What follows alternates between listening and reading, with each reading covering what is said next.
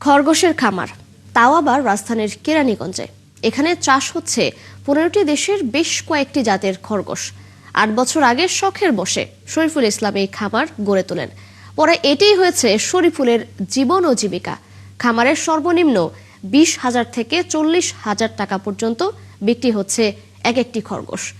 খামার ঘুরে এসে শৈশব বর্মনের ছবিতে আরো জানাচ্ছেন ভাস্কর ভাদুরী।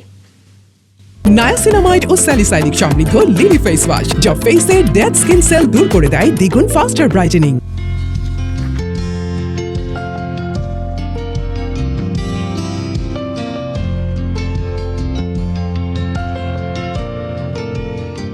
ভোরের আলোতে লাফিয়ে চলছে সাদা আর বাদামি খরগোশ। কারো চোখ নীল, কারো কালো। ক্যামেরার লেন্সে ধরা পড়ল নিঃশব্দ এক রঙিন সকাল। প্রকৃতি যেন নিজ হাতে রং তুলিতে এঁকেছে তাদের। সাদায় শান্তি, বাদামিতে মাটি আর কালোর গভীরতা, সব মিলিয়ে জীবনের এক রঙিন পাঠশালা। শব্দহীন প্রাণীরও যে রঙিন ভাষা থাকে তা বোঝা যায় কেরানীগঞ্জের এই খামারে এলেই।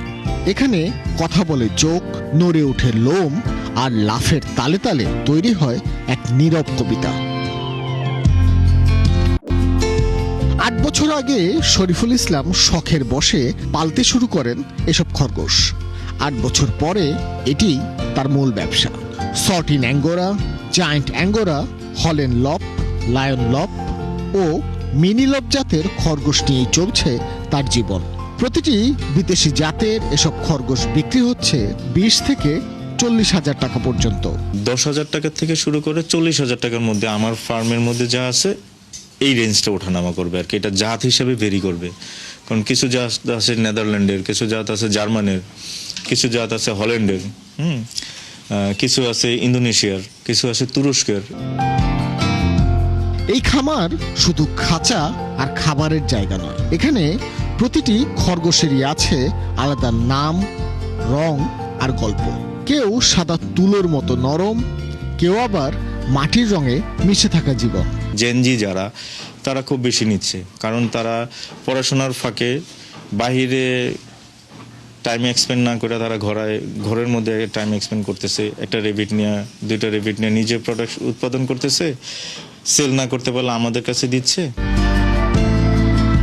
শহরের ব্যস্ত জীবনে যেখানে মানুষ মানুষের জন্য সময় পায় না, সেখানে এই নীরব প্রাণীরা হয়ে উঠেছে কারো স্বস্তির ঠিকানা, কারো বা নতুন স্বপ্নের শুরু। শিশুদের একাকিত্ব কাটাতে এসব খরগোশে হতে পারে অন্যতম বিকল্প। তাই ক্রমেই বাড়ছে বিদেশি জাতের এসব খরগোশের চাহিদা। ভাস্কর ভাদুরী, 71, ঢাকা।